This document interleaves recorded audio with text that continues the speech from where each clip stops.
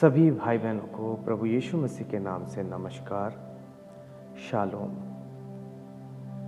आज की सुबह के मनन के लिए नीति वचन 3 अध्याय और 11 पद। यहाँ हम ऐसा पढ़ते हैं, हे मेरे पुत्र, यहोवा की शिक्षा से मुंह ना मोड़ना, और जब वो तुझे डांटे तब तू बुरा ना मानना। हम पुराने नियम से पिछले दिनों देख रहे थे। आज फिर पुराने नियम के एक अंश को हम स्मरण करेंगे। गिनती की पुस्तक 12वां अध्याय।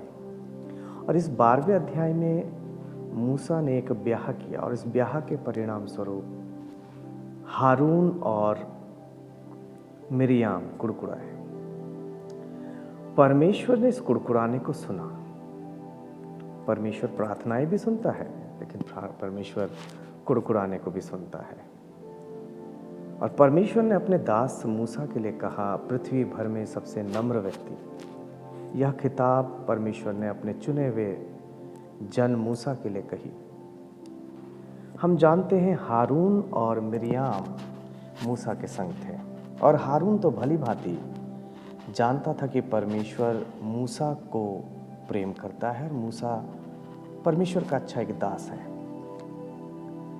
लेकिन परमेश्वर ने इस कुड़कुड़ाने के संदर्भ में मिरियाम को दंडित किया, और मिरियाम को फलस्वरूप कोढ़ की बीमारी मिली। हम कई बार परमेश्वर की ताड़ना को हल्के में लेते हैं, और ये ताड़ना हमें हमारे जीवन को सुधारने के लिए होता है। कलीसिया में कई बार जब आप भाई बहनों को सुनते हैं कि डांट लगी, और कई बार ऐसा भी हुआ है कि परिवार लोग चर्च आना बंद कर देते हैं, किसी और चर्च में जाना शुरू कर देते हैं। डांट पसंद नहीं है, लेकिन बाइबल बताती है कि हमें जब डांट मिले तब हमें उसको स्वीकार करना चाहिए। और प्रभु के दासों को जब प्रभु ने एक सेवकाई दी है, तो यह अधिकार होता है कि भाई बहनों को परमेश्वर के डिसिप्लिन को सिखाए, बताए। और कई बार हम पढ़ते हैं कि भाई बहन कलीसिया में रहते हुए इन बातों को गंभीरता से नहीं लेते, लेकिन बाइबल हमें स्पष्ट सिखाती है। और इसीलिए नीति वचन में 15 के 32 में लिखा है, जो डांट सुनता है वो बुद्धि को प्राप्त करता है।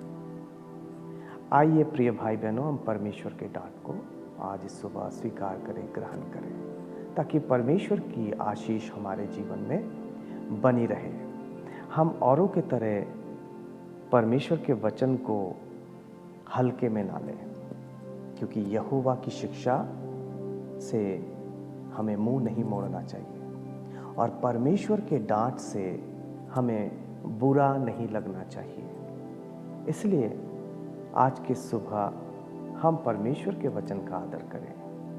यदि परमेश्वर हमें डांटता है तो उस डांट को हमें स्वीकार करना चाहिए। नम्रता पूर्वक परमेश्वर से पूछना चाहिए कि प्रभु हमें आप बताएं क्या सही है और क्या गलत है। परमेश्वर आप सबके जीवन में आशीष दे। सभी को शालोम, नमस्कार।